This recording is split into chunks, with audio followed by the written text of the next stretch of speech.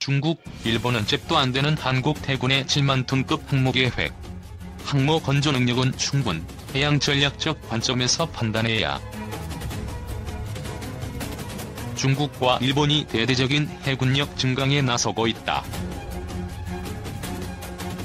미국, 러시아에 이어 군사력 세계 3위에 올라선 중국이 항공모함을 잇따라 건조해 바다에 띄우고 있고, 일본 역시 지난해 말항공모함 보유를 공언, 항모 보유국에 가세했다. 중국은 구소련에서 인수한 발야거호를 개조해 2012년 첫 항공모함인 랴오닝함을 만들었다. 자치 기술로 만든 001A함이 최근 시운전을 하고 있다. 세 번째 항공모함도 건조 중이다. 중국은 오는 2030년까지 모두 6척의 항모 전단을 보유할 계획을 갖고 있다. 일본은 지난달 18일 방위 예산을 대폭 늘리고 항공모함을 도입하는 내용을 담은 향후 5년간의 방위계획 지침을 확정했다. 기존의 해상자위대 소속 헬기 탑재 호위함인 이즈모 2척을 개조해 항공모함으로 전환하기로 한 것이다. 이즈모함에는 미국 해병대의 최신의 스텔스 전투기로 수직 이착륙이 가능한 F-35B가 배치될 예정이다. 중국의 항공모함 랴오닝함이 지난 2017년 7월 홍콩에 기항하기 위해 라마섬을 지나가고 있는 모습. 대한민국 항공모함 추진 역사. 우리나라도 항공모함을 가져야 한다는 주장은 여러 차례 있었다. 김영삼 정부 때인 1996년 독도 문제를 놓고 일본과 갈등이 커지자 정부는 항모 도입을 계획했다. 당시 해군 수뇌부가 대양 해군 건설 계획을 급비리에 만들어 김영삼 대통령에게 보고했는데, 이 계획에는 경항공모함과 이지스함, 대형 상륙함 건조 계획이 포함돼 있었다. 항공모함은 통상 배수량 7만 톤급 이상을 대형, 4만에서 7만 톤급을 중형, 4만 톤급 미만을 경형으로 분류한다. 하지만 이 계획은 육군 출신군 수뇌부들이 강력히 반대한 것으로 알려졌다. 결국 1997년 외환위기에 휘말리면서 계획은 무산됐고, 환란을 극복한 뒤 항모 도입을 다시 추진했지만 예산 문제로 백지화됐다. 박근혜 정부 때인 2013년에도 항모 추진 계획이 회자됐다. 최윤희 합참의장 후보자는 그해 10월 국회에서 열린 인사청문회에서 한국형 항공모함 필요성에 대한 검토 작업에 착수하겠다고 밝혔지만 실행되지 않았다. 2015년에는 해군이 중경항모 제작에 대한 외부 용역을 실시했다.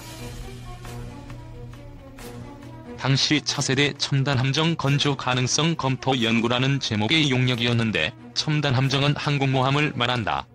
이 계획도 용역으로만 그쳤다. 2020년 말 해군에 인도될 예정인 마라도함은 배수량 1만 4천 톤급의 상륙함이다. 마라도함은 2만 7천 톤급인 일본의 이즈모함보다는 작지만 함의 갑판 등을 개조하면 수직의 착륙기인 F-35B를 탑재할 수 있다는 생각에서 비롯됐다. 하지만 입찰에 나선 업체가 없어 이 역시 무산됐다.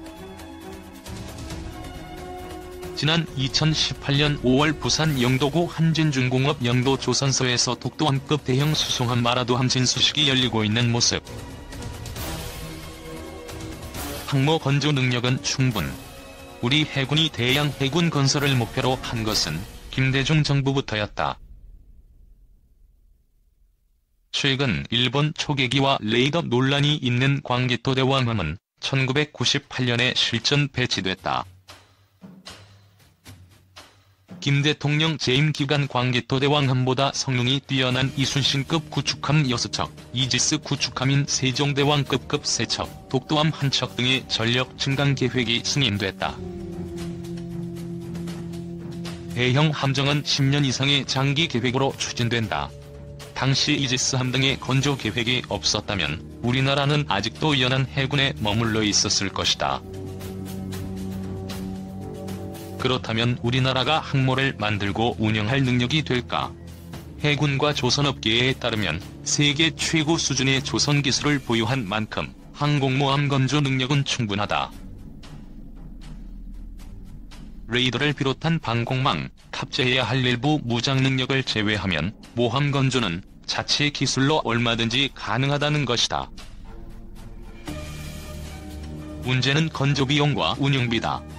2015년 항모 제작 용역을 수행했던 관계자에 따르면 당시 용역 수행업체는 항모의 순수 건설 비용에 대해 배수량 7만 톤급인 중형 항모는 5조 4,200억 원, 4만 톤급인 중경형 항모는 3조 1,500억 원으로 제시했다. 여기에 각종 무기 체계를 추가하면 건조 비용은 늘어난다. 함정 운영 비용은 통상 건조 비용의 10분의 1 수준으로 알려져 있다. 전문가들은 각 군의 보유 병력과 장비를 공동으로 운영하고 작전 수행 범위를 조정하면 항모 유지비를 크게 줄일 수 있다고 말한다.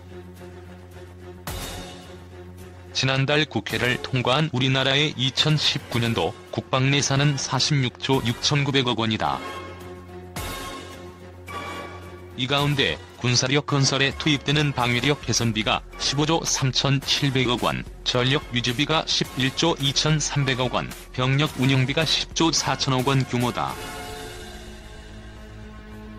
항모 건조 비용이 우리나라의 1년 국방 예산을 합친 것보다 많고 유지 비용이 천문학적이라는 편견이 있지만 지금의 국방 예산으로도 감당할 수 없는 규모는 아니다. 물론 육군이나 공군의 전력 증강 사업이나 병력 운영비 감축 등 항모 운용에 따라 비용을 줄여야 하는 분야가 생긴다. 한편 국방부가 지난 15일 발간한 국방백서에 따르면 2017년 기준 일본의 국방비는 460억 달러로 우리나라 356억 달러보다 100억 달러가량 많다.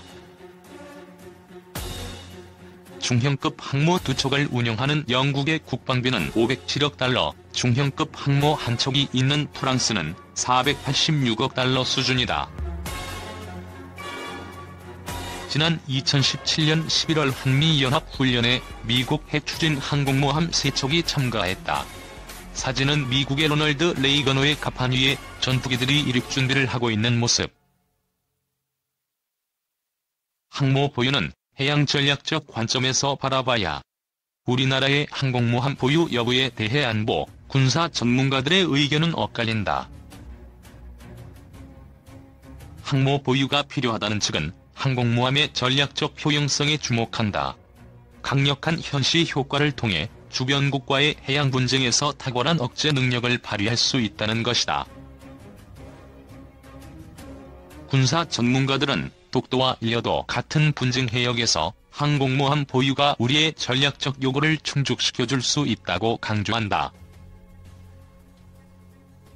항공모함이 전투기를 탑재할 수 있는 만큼 주변국을 대상으로 제공권을 장악할 수 있다는 점도 항모 보유가 필요하다는 논리로 제시된다. 하지만 우리나라의 항모 보유가 동북아 군비 경쟁을 더욱 가속화할 수 있고 남북 평화 체제에 악영향을 줄 수 있다는 견해도 있다. 제한된 국방비를 감안하면 첨단 핵추진 잠수함을 확보하는 것이 항공모함 보유보다 전략적으로 유리하다는 주장도 나온다. 항공모함 보유를 해양 전략적 관점에서 바라봐야 한다는 견해.